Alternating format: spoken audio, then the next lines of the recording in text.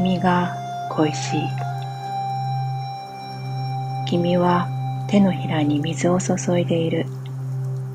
私が小川から自分で飲めない子供だとでも思って。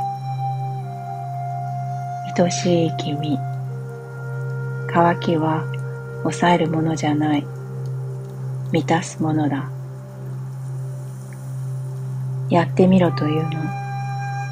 できるよ、簡単に。失うものは何もない。そもそも持っていなかったのだから。私にやってみろというの。私は恥知らずな恥に覆われているんだ。失敗を恥じているのではない。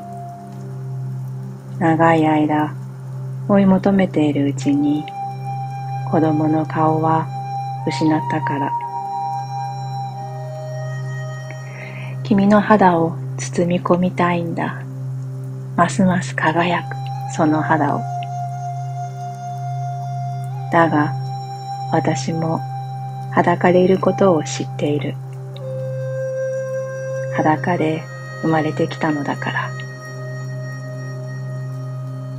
私に希望を与えているつもりなの。希望は母。赤子の世話をすることを定められている母。やってみろと私を呼んでいるの。誘いと罠の間で狩人なのか獲物なのかは私が選ぶ。やってみる気はないよ。自分が演じることになる役割を私は生きてやってのける。渇きを癒して上を押さえた。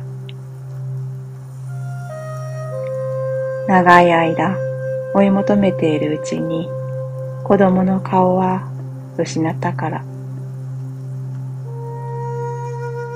恥知らずだった。そうさ。